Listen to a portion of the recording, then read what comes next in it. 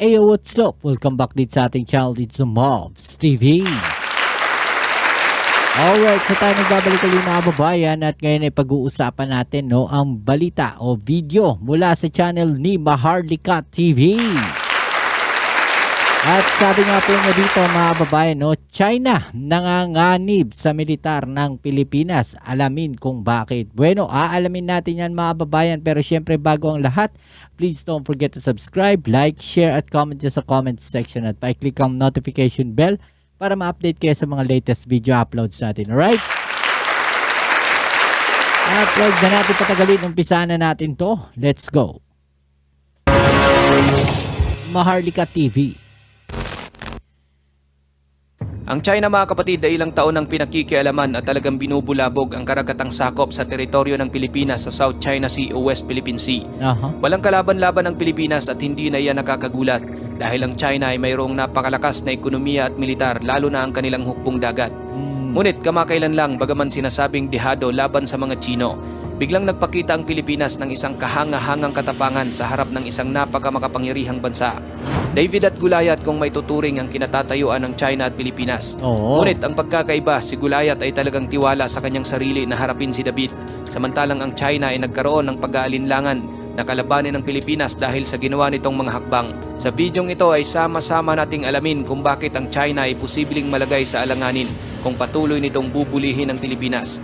Ito mga babayan, sa tingin ko lang, kaya ganyan yung China na nag-aalangan o alinlangan sa ginagawa nito sa Pilipinas.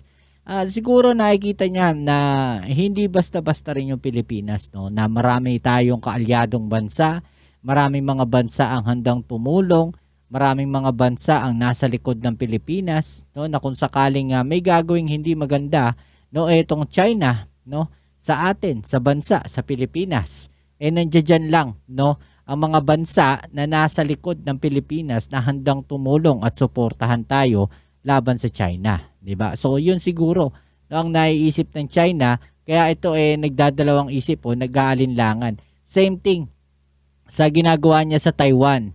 'Di ba mga kababayan, matagal na niyang gustong kunin o bawiin yung Taiwan, hindi lang niya magawa kasi nga maraming bansa ang magagalit sa kanya. Maraming bansa ang kakalaban o tutulong din sa Taiwan. Ganun din sa Japan. 'Di ba? At napakalakas din naman talaga ng Japan kung ikukumpara sa China na mas marami, pero yung hindi matatawaran ang tapang at ang lakas ng Japan. Mga babae, dahil sila mismo kaya nila gumawa ng sarili nilang mga barko, mga tangke, eroplano, 'di ba? Na pwede nilang itapat laban dito sa China.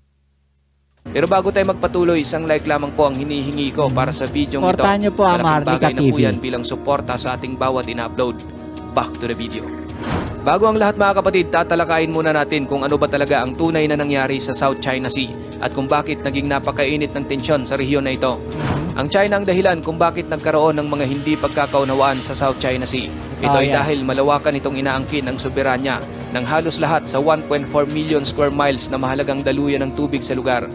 Ang walang kabuluhan na pag-aangkin na ito ng China ay nagresulta ng pagkakaroon ng agawan sa teritoryo kung saan naroon ang mga isla, bahura, mga mapagkukunang yaman, kabilang ang 190 trillion cubic feet na natural gas at 11 billion barrels ng hindi pa napapakinabangan na langis. Maliban sa China at Pilipinas, mayroon ding claim sa South China Sea ang iba pang mga bansa gaya ng sa Brunei, Malaysia, Vietnam at Taiwan. At dahil ang China lamang sa lahat ng mga bansang ito ang mayroong malakas na kapangyarihan, ginamit nila ito upang puwersahin ang maliliit na bansa na kunin ang kanilang mga teritoryo. Walang habas ding nagtayo ng mga artipisyal na isla sa mga bahura ang China, kung saan nilagyan nila ito ng mga base militar na armado ng mga anti-ship at anti-aircraft missile system. At hindi lang China yung gumagawa niyan mga kababayan, maging ang Vietnam, na kung saan mga nagtatayo rin sila ng mga istruktura do sa mga isla na sinasabi nilang kanila, diyan, especially diyan sa Spratly Island, marami na ring isla diyan na tinayuan din po mga kababayan ng Vietnam ng kanilang mga istruktura, mga military structure ata, yung mga itinayo rin po diyan. Mga fighter jet at jamming equipment. Ang agresibong mga hakbang ng China ang siyang nagpalaki ng tensyon sa rehiyon na nagdulot pa ng internasyonal na pagkundina. Ginawa nila ang South China Sea na isa sa mga pinakapinagtatalunang rehiyon sa buong mundo at isang flashpoint para sa posibleng isa na namang pandaigdigang digmaan. Gayunpaman, hindi nagpatinag ang Pilipinas. Ito lamang ang nag-iisang bansa sa rehiyon na nagpakita sa China ng hayagang pagtutol at matapang na hinarap ang kanilang mga territorial ambition at pagpapalakas ng militar. Pangunahing nakatuon ang mga komprontasyon ng China at Pilipinas sa paligid ng dalawang flashpoint, ang Ayungin Shoal at Scarborough Shoal. Ang Ayungin Shoal na kilala rin sa tawag na Second Thomas Shoal ay isang bahura na matatagpuan 11 nautical miles sa Spratly Islands ng South China Sea. Wala pang 200 nautical miles sa kanluran ng Palawan. Bagamat ang teritoryong ito ay inaangkin ng maraming bansa, ngunit ang Pilipinas lamang ang nagpapanatili ng presensyang militar sa lugar na ito. Halimbawa, sa mismong bahura, ilang mga Marines ang nakatalaga sa isang 330 na talampakang haba na tank landing ship na tinatawag na BRP Sierra Madre. Sinadyang isadsad ang barko sa bahura noong 1999 upang igiit ang soberanya sa lugar at mapanatili ang patuloy na presensya ng militar. Bagaman ang nasabing barko ay makikitang unti-unti ng kinakain ng kalawang at tadtad na ito sa butas at pagkukumpuni sa iba't ibang bahagi, ngunit isa pa rin itong aktibong kinomisyon na barko sa listahan ng Philippine Navy, kaya ang anumang pag-atake rito ng sinumang bansa ay may tuturing bilang isang pagkilos ng digmaan o act of war. Dahil din sa BRP Sierra Madre, hindi nagtagumpay ang China na maukupa ang Ayungin Shoal na talagang maraming beses na nilang sinubukang kunin. Malaki ang pagnanasa ng China sa Ayungin Shoal dahil ang bahurang ito ay talaga namang napakaraming isda at dahil dito, magkakaroon din sila ng aksis sa kalapit nito na Red Bank na sinasabing hitik ng mga reserbang langis at natural gas. Ngayon mga kapatid, ang pangalawang kapansin-pansing flashpoint sa South China Sea ay ang Scarborough Shoal na hitik din sa napakaraming iba't ibang uri ng isda. Katunayan, ang 58 square mile na atoll na ito ay isang traditional fishing ground para sa mga mangingisdang Pilipino. Ngunit bagamat sinasabing mayaman sa lamang dagat ang lugar na ito, pero hindi lamang yan ang dahilan kung bakit nagkakaroon ng paulit-ulit na maritime standoff dito, kundi dahil ang lokasyon nito ay talaga namang napaka-strategic at napakainam na lagyan ng isang military base. Ang sinumang bansa na magkakaroon ng kontrol sa Scarborough Shoal ay posibleng siya rin ang magkakaroon ng kontrol sa maritime traffic sa South China Sea. Napakadelikado mga kapatid kung mapupunta ito sa kamay ng China dahil paniguradong gigibain ito ang mga bahura, wawasakin ang mga naggagandahang koral at tatabunan upang bumuo ng isang panibagong artipisyal na isla na siyang gagawin nilang mga missile site, naval pier at radar installation. Hindi lang yon mga kababayan, no, mahahawakan nila no yung economic trades no na dumadaan diyan po sa South China Sea. Diyan po sa area na yan, 'di ba? Mahahawakan nila 'yon sa leeg dahil teritoryo na nila eh. 'Di ba? Pag nahawakan nila yung South China Sea na yan, yung kabuuan na 'yon, yung kiniklaim nila sa 9 dash line o do sa 10 dash line na sinasabi nila, 'di ba? Mahahawakan nila. No, pwede nilang isabotahe, pwede silang magpataw ng napakalaking tax or tariff diyan sa area na yan. Pwede sila magpataw ng malaking parang toll fee no diyan sa area na yan. No, parang ganun mga kababayan. Kaya gustong-gusto nilang makakuha yung area na yan, 'di ba? At nagiging balakid nga na nandiyan tayo, nandiyan yung Vietnam, nandiyan yung Pilipinas, nandiyan yung Taiwan, yung Japan. No, isa 'yon sa nagiging problema ng China. Kaya patuloy nilang ginagawa yung mga panggigipit na yan. Para sa kanilang militar kung saan ganyan mismo Sana yun, sa kasaklap military. ang sinapit ng ibang mga bahura sa West Philippine Sea na nasa ilalim na ng kontrol ng China. Ngunit gayunpaman pagdating sa usaping Scarborough Shoal, mariin na talagang hindi pinapayagan ng Pilipinas na ganoon din ang mangyari sa shoal na ito. Tama. Nasa loob ito ng ating Exclusive Economic Zone o EEZ. Kaya naman ang ating mga barko sa paligid ng shoal ay laging naninindigan sa kabila ng matinding pananakot ng China. Speaking of pananakot mga kapatid, madalas ginagawa ng China sa mga barko ng Pilipinas sa loob ng maraming taon ang isang aggressive maneuvers gamit ang kanilang marami at naglalakihang barko ng Coast Guard at mga militia vessel. Yo, militia Bagaman vessel, nagkaroon na no? ng pagpapasya ang Permanent Court of Arbitration sa The Hague, Netherlands na walang basihan at iligal ang pag-aangkin ng China sa mga teritoryo ng Pilipinas. Ngunit iginigiit pa rin ito na sila ang nagmamay-ari sa nasabing mga lugar at patuloy pa rin ginagawa ang marahas at agresibong mga aksyon laban sa Pilipinas. Ang mga pagpapakita ng China ng puwersa sa South China Sea o West Philippine Sea ay mas lalo pang tumindi sa nakalipas na mga taon kung saan pinahiwatig ng mga ito na maaring sa South China Sea magsisimula ang isa na namang pandaigdigang digmaan. Halimbawa, noong August 2023, binomba ng China Coast Guard ang mga barko ng PCG sa pamamagitan ng water cannon na tutungo sana sa Ayungin Shoal. Nagsagawa rin sila ng isang dangerous maneuver sa paligid ng mga sasakyang pandagat ng PCG na nag-escort sa mga supply ship. Noong September, nilagyan nila ng isang 980 na talampakang haba ng floating barrier ang entrada ng Scarborough Shoal upang harangin ang mga pumapasok sa lagoon. Noong namang October, sa labas ng Ayungin Shoal, parehong nagtamo ng pinsala ang isang barko ng PCG at isang supply boat nang banggay nito ng barko ng CCG at mga kasama nitong maritime militia vessel. Pagsapit ng November, muling binomba ng water cannon ng barko ng China ang isang supply ship ng Pilipinas na patungo sa Ayungin Shoal. Noong December, ganun din ang ginawa ng CCG at sa pagkakataong ito, sakay ng barkong binangga ng China si General Romeo Bronner. Sumama si Bronner sa Unay Samiwan na isang maliit na supply boat ng Pilipinas na gawa sa kahoy upang personal na maghatid ng mga regalo sa Pasko, mga pagkain at iba pang kinakailangang supply sa mga Pilipinong Marines na nakatalaga sa BRP Sierra Madre. Nang maranasan ni Bronner ang agresibong mga aksyon ng China sa South China Sea, nangako pa rin ito na patuloy na sosuporta ang bansa sa mga tropa at poprotektahan ang mga mangingisda sa kahit anong paraan. Nagpatuloy pa ang paggamit ng China ng water cannon laban sa mga barko ng Pilipinas sa buong 2024. Noong March 5, isang pambobomba ng tubig na mayroong napakalakas na pressure ang muling isinagawa ng China. Basag ang windshield sa barko ng PCG at nasugatan ng 4 nitong mga tripulante. Wala pang 3 linggo, halos magkaparehong insidente ang naganap, pero mas matinding pinsala ang natamo ng isang wooden vessel ng PCG. Noong April 2023, nagkaroon naman ng isang napakamapanganib na insidente kung saan muntikan ng magbanggaan malapit sa Ayungin Shoal ang isang barko ng China at ang BRP Malapascua dahil sa biglaang pagharang ng barko ng CCG. Pagkalipas ng 1 linggo, muli na namang binomba ng tubig ng China ang barko ng Pilipinas. Sa pagkakataong ito, ang BRP Bagakay naman na pag-aari ng BIFAR ang kanilang ginamitan ng water cannon. Bagaman isang napakalakas na water cannon ang ginamit ng barko ng China laban sa BRP Bagakay upang ito'y magkaroon ng matinding pinsala, ngunit nananatili pa rin kalmado ang mga tauhan ng barko ng Pilipinas upang makaiwas sa isang escalation. Hindi nahulog sa bitag ng China ang Pinas, ngunit ang paninindigan ng bansa sa ating mga teritoryo ay mistulang labis mang ikinagalit ng China at talagang nagpalaki ito sa tunggalian na humantong sa pinaka-nakakabahala na insidente. Oo, napipikon sila kasi hindi nila makuha kung ano yung gusto nila Yun yung yun yung maganda ron mga kababayan no? Pikon na yung China. No, lahat ginagawa nila para pumalag itong mga tropa natin no diyan sa West Philippine Sea, pero hindi nila makuha yung gusto nila. No, ano bang gusto nila? Gusto nila is pumalag, no? Ito nga Philippine Coast Guard. Pumalag yung ating AFP sa ginagawa nila. Baga, gawin kung ano yung ginagawa nila. 'Di ba? Gawin din sa kanila para may dahilan sila, pero hindi yung binibigay no sa kanila. Kaya pikon na pikon yung China, 'di ba? Halimbawa, noong June 17, nagkaroon ng banggaan na kinasangkutan ng napakaraming sasakyang dagat ng China at isang sasakyang dagat ng Philippine Navy sa isang nakagawiang resupply mission sa Ayungin Shoal. Sinadya ng CCG vessel at patuloy na binangga ang nasabing sasakyang dagat ng Pilipinas na may layuning harangin ito sa kanyang misyon. Hindi pa nakontento ang kanilang mga tauhan dahil sumampa pa ito sa rigid hull ship ng Philippine Navy na mayroong hawak na mga palakol at itak at sinimulang sirain ang mga gamit ng sasakyan, gayon din ang pagkumpiska sa mga armas at mga mobile phone ng mga sundalo. Sa nasabing insidente, ilang Philippine Navy personnel ang nasugatan kung saan naputulan pa ng hinlalaki ang isa sa kanila.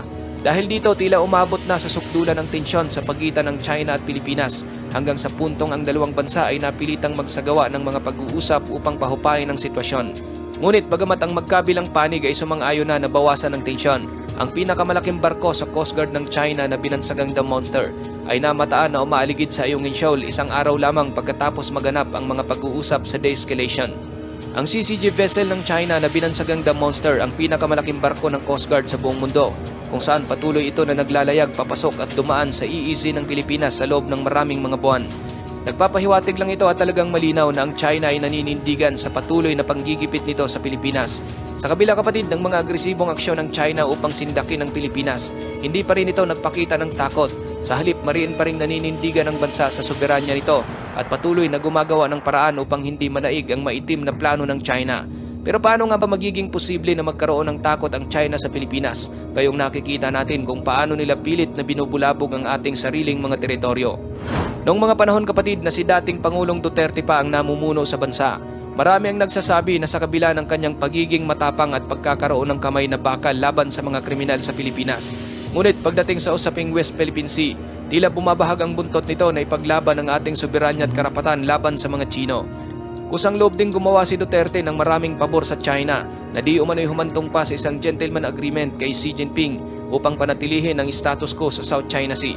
Tinukoy rin niya ang opisyal na pasya ng The Hague bilang isang piraso lamang ng papel. Malinaw na nagpapakita ito ng kanyang pagpanig sa China, kung kaya't hindi nakapagtataka na binansagan siya sa mga taong galit sa kanya bilang isang taksil. Ngayon mga kapatid, nang pumalit si Pangulong Ferdinand Bongbong Marcos sa pwesto, sa ilalim ng kanyang pamumuno, nagkaroon ng kapansin-pansing pagbabago sa patakarang panlabas ng Pilipinas patungo sa China, kung saan hindi napigilang punahin ni Marcos ang mga aksyon ng China sa South China Sea. Ang kanyang pagpapahiwatig ng malaking frustration ay tumindi rin habang ang China ay nagiging mas agresibo naman. Noong September 2023 sa kanyang talumpati sa 43rd ASEAN Summit Retreat, sinabi ni Marcos na ang mamamayan ng Pilipinas ay hindi naghahangad ng anumang kaguluhan. Ngunit bilang Pangulo at isang Pilipino, tungkulin umano niya na bumangon at laging harapin ang anumang hamon sa soberanya ng bansa, mga karapatan at maritime jurisdiction sa West Philippine Sea. Hindi rin binitawan ni Marcos ang naunang modernization effort ng mga nagdaang Pangulo para sa Armed Forces of the Philippines. Katunayan, sa pagtatapos ng 2023, inaprubahan niya ang 2024 national budget at naglaan ng humigit kumulang $4 billion para sa depensa. Pagsapit ng February 2024, inaprubahan niya rin ang isang $35 billion na planong modernisasyon ng militar na siyang magbibigay daan sa Pilipinas na suriin ang lahat ng mga kailangan ng AFP sa susunod na 10 taon. Ang pera ay pangunahing gagastusin sa pagpapalakas ng hukbong dagat ng Pilipinas, ngunit makakatanggap din dito ng patas na pamamahagi ang Air Force at Army ng bansa. Bagamat hindi gaanong ibinahagi ang mga detalye kung anong mga gamit pang militar ang talagang kailangang bilhin, ngunit pinahiwatig ng bagong Naval Inspector General ng Philippine Navy na si Commodore Roy Vincent Trinidad na ang kanila umanong mga barko o kanilang mga mahahalagang asset ay nangangailangan ng magkaroon ng mga kakayahang lumaban hindi lang sa ibabaw at ilalim ng dagat, kundi maging sa lupa, himpapawid at sa electronic spectrum. Kailangan na rin umanong magkaroon ng militar ng Pilipinas ng mga M142 High Mobility Artillery Rocket System, ang Light Multiple Rocket Launcher na mas kilala sa tawag na HIMARS. Ang truck-mounted mobile rocket launcher na ito na maaring magdala ng 6 na missile sa isang pagkakataon ay nagkaroon ng katanyagan pagkatapos matagumpay na na-deploy sa Ukraine. Para sa AFP, ang sistemang ito ay saktong-sakto sa SSM-700K Sea-Star Ship-Launched Surface-to-Surface Cruise Missile na mas nagpapahusay sa mga kakayahan nito sa depensa at strike. Hindi rin natin maaaring pag-usapan ang mga kakayahan na ito nang hindi binabanggit ang BrahMos Supersonic Cruise Missile na nakuha ng Pilipinas mula sa India. Ang medium-range na missile na ito ay maaaring ilunsad mula sa mga submarino, barko at fighter aircraft at kinikilala bilang ang pinakamabilis na supersonic cruise missile sa buong mundo na naglalakbay sa bilis ng Mach 2.8. Ibig sabihin halos 3 beses kaysa sa speed of sound. Sa sobrang bilis ng BrahMos missile, sinasabing halos imposible na itong maharang ng alinman sa mga sistema ng ballistic missile defense na nakabase sa lupa o sa mga barko. Ang bawat baterya ng BrahMos ay binubuo ng 4 na launcher na may 3 missile na may 180 miles na range. Sa ngayon, nakuha na ng Pilipinas ang 4 sa mga bateryang ito. Ang huling naihatid ay noon lang April 2024. Ang unang 3 battery ay bahagi ng isang makasaysayang $375 million na deal na nilagdaan sa pagitan ng Pilipinas at India noong 2022. Noong June 2024, itinayo ng Pilipinas ang unang base para sa BrahMos, kung saan nakaharap ang mga missile nito sa South China Sea. Ang nasabing military base ay matatagpuan sa kanlurang Luzon na agad na nilagyan ng mga anti-ship cruise missile upang punteryahin ng anumang target na umaabot ng hanggang sa 185 miles ang layo.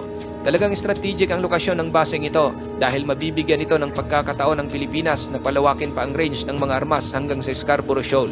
Oo, pero kulang pa rin yan mga kababayan, no? Sa tingin ko mas kailangan nating paigtingin din yung pagdating doon sa mga pagdidetect, no, ng mga incoming na mga missiles din. 'Di ba? Yung mga radar equipments. Kailangan din nating i-upgrade na rin, no, yung mga ganon sistema. At syempre, kailangan din natin mag-upgrade ng mga sasakyang pandagat para ma-anticipate din natin, no, yung mga paparating din na mga barko ng China kung sakaling sila may gagawing hindi maganda. Bagaman mayroong mga BrahMos ang Pilipinas na nakatutok sa South China Sea, hindi naman ito nangangahulugan na tayo ang magsisimulang magpaputok laban sa mga Chino na naglalayag sa West Philippine Sea. Malayo itong mangyari, ngunit ang mga missile na ito ay walang pag-aalinlangan na nagsisilbing isang malakas na pampigil at paniguradong magkakaroon ng China ng pangamba na gagawa ng isang maling hakbang na makipaglaban sa Pilipinas. Kung talagang sisimula naman ng China ang digmaan, tinitiyak naman ng Pilipinas na ang presensya ng BrahMos missile malapit sa West Philippine Sea ay talagang isang napakalaki at napaka-epektibong depensa. Alright, so yung mga kababayan, no? Nakita natin dito na talaga ng mga naghahanda na, no? O talagang pinaghahandaan ng Pilipinas, pinopondohan na rin ng Pilipinas, no, yung ating mga depensa, no, yung AFP, pinopondohan ng ating gobyerno ngayon, which is dapat naman talaga mahabang panahon na pinabayaan yung AFP. So kinakailangan na rin talaga nating mag-upgrade mga kababayan, 'di ba? So kayo, anong masasabi ninyo dito? I-comment down sa ibaba ang inyong mga opinion at ating niyang pag-usapan. Alright? So yan, muli maraming salamat sa lahat ng mga patuloy na nakasuporta dito sa ating channel. Kita-kits tayo sa ating next video upload. Ito muli ang inyong Kuya Mobs dito sa Mobs TV. Peace. I'm out.